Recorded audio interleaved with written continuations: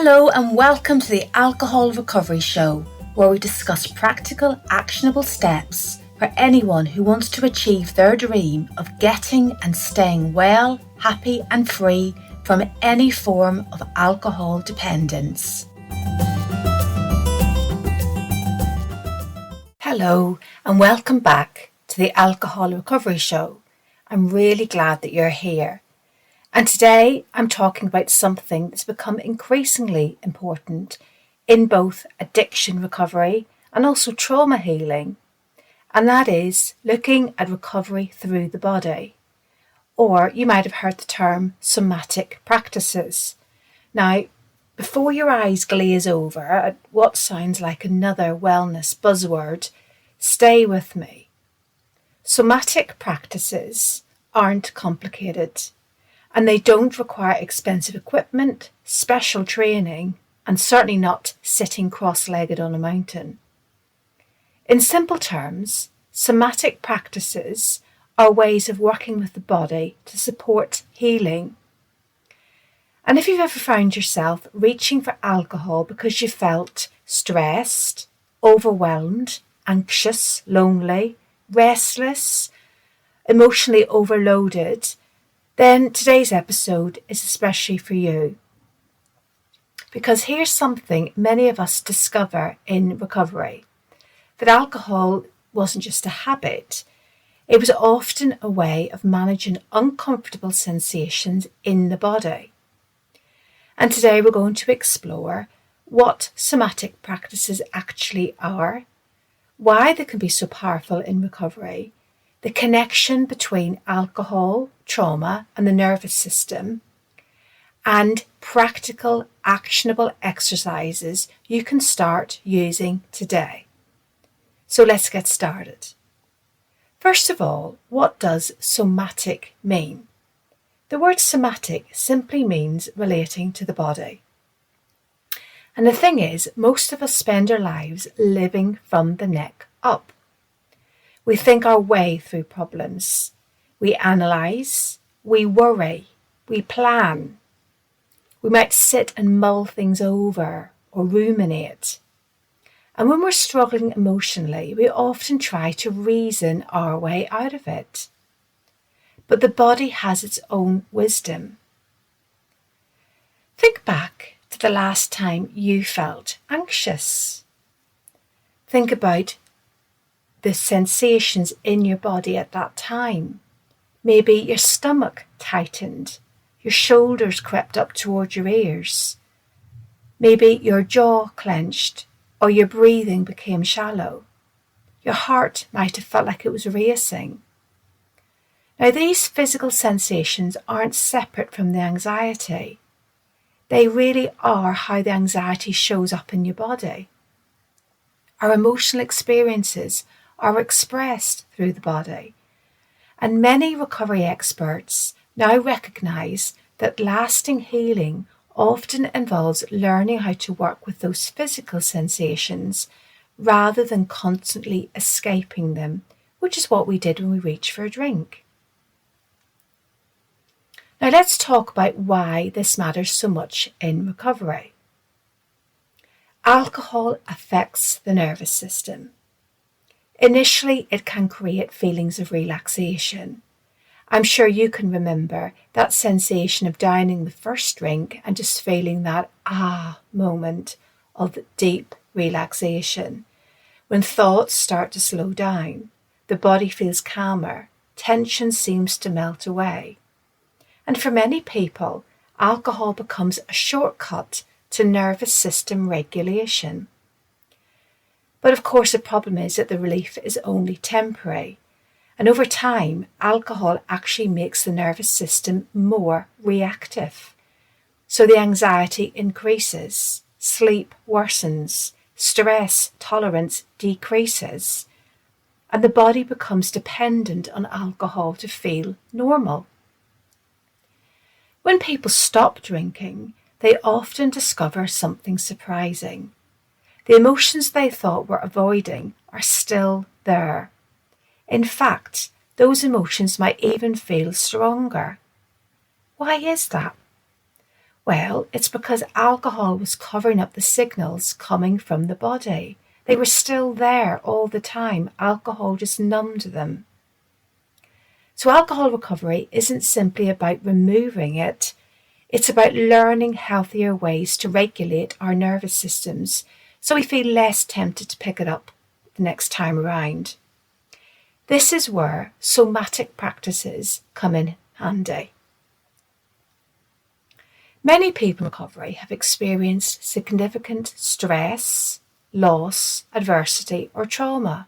Now, I know not everyone has experienced major trauma, but most of us have experienced emotional pain. And when difficult experiences occur, the body remembers. You might intellectually know that you're safe, but your nervous system may still be reacting as if the danger is present. And this can show up as chronic anxiety, hypervigilance, difficulty relaxing, emotional numbness, irritability, restlessness, and strong cravings. The body can actually become stuck in survival mode. And somatic practices help send out a new message. The message they send out is, I'm safe now. And when the body begins to feel safe, recovery becomes much easier. Now here's an idea that can be life-changing. Many cravings begin as body sensations, not thoughts, sensations. Your mind is responding to the sensation with a thought. So before you even notice it, your mind will notice a tightness in your chest, restlessness in your legs, pressure in your stomach, heat in your face, tension in your shoulders. And the mind quickly interprets these sensations. And often the interpretation becomes, I need a drink, because we've trained our mind to look for a drink when these sensations are in our body. But what if the sensation isn't actually asking for alcohol? What if it's asking for regulation, for some sort of movement or connection or rest or comfort or safety? And the thing is, this is an important point, the more skilled we become at noticing those bodily sensations, the less power cravings tend to have. We notice them before the sensation triggers our mind to think that we need a drink. So let's start with something simple right now, with a practice. This practice is simply grounding through the feet. You can do this anywhere, literally anywhere. The next time you feel stressed or triggered, try this. Place both feet flat on the floor. You can do it standing or sitting, as long as your feet have got contact with the floor. And notice where your feet touch the ground. Press gently downward. Feel the support beneath you. Take a slow breath and then ask yourself, what do I notice right now? Not what do I think? Just ask yourself, what do I notice? What do you feel in your body? Do you feel warmth, pressure, weight, movement? This simple exercise helps anchor the nervous system in the present moment, and it reminds the body that right now, in this moment, you are safe. The second practice is called the physiological sigh. Often children do this intuitively, and it's one of my favourite tools because it actually works really quickly. First off, take a deep breath through your nose. Then take a second short sip of air on top. So it's a bit like if a child gets upset, they tend to breathe in like that, just quickly. So you take it in one slow breath, then 1 second short sip of air on top of that, and then you slowly exhale through your mouth. Now let's do that together. A big inhale, a top up, and then a long, slow exhale. Research suggests that this can help calm the nervous system remarkably fast. It's a great little practice to try as well at night if you can't sleep. Calm the nervous system remarkably fast. So use it during cravings, during stress, before difficult conversations, or whenever you need to reset. And the third practice is body scanning. Many people in recovery have spent years disconnected from their bodies. A body scan helps rebuild that connection. So take a few moments and close your eyes if that's comfortable and safe for you right now. Move your attention slowly through your body. Simply notice your feet, your legs, your hips, your stomach, your chest, your shoulders, your neck, your face. Don't try to change anything, just notice. Where is there tension? Where is there ease? Where do you feel emotion? This develops awareness, and awareness is often the first step towards healing. Now, the fourth practice is simply shaking it out, shaking your body. After a frightening experience, you'll often see animals shake their bodies like this. But humans tend not to do this naturally. We carry stress around for weeks. We tend to just tense up. This can go on for months, even years. So try standing up and gently shaking your arms, then your shoulders, then your whole body. You could put some music on if you like. You can move, bounce, stretch, wiggle. It might sound silly, but it can be incredibly effective because stress is physical and sometimes the body needs a physical release.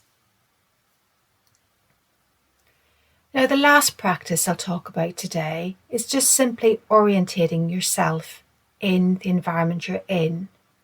And it's a beautiful nervous system exercise. Simply, slowly look around the room or wherever you are. Turn your head gently. Notice the colours. Notice shapes. Notice objects. Allow your eyes to rest on anything that feels pleasant or comforting. A plant, a photograph, a favourite chair, a pet. This tells the nervous system there is no immediate danger, and is particularly useful when anxiety is running high. One of the greatest gifts of recovery is emotional resilience.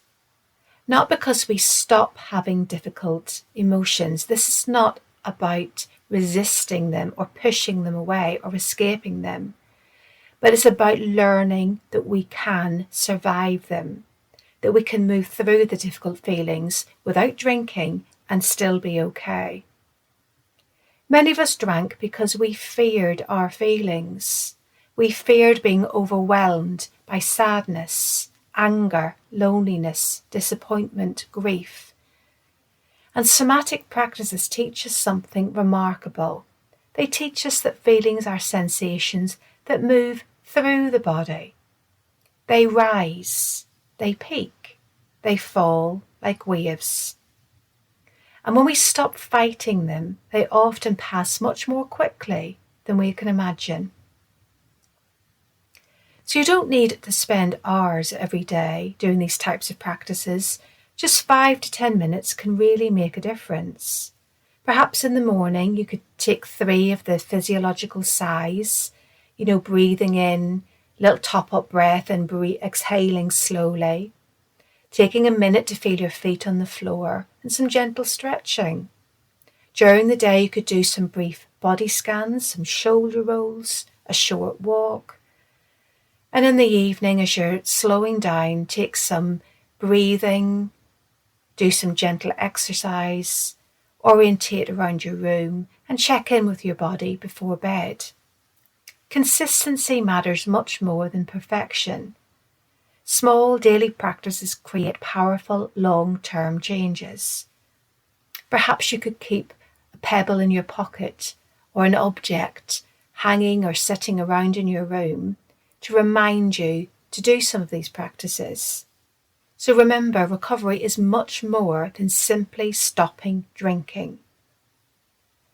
It's not just about removing the substance. It's about creating a life where you no longer need alcohol to cope. And that involves building new skills, learning how to calm yourself, to comfort yourself, learning how to listen to your body rather than override it.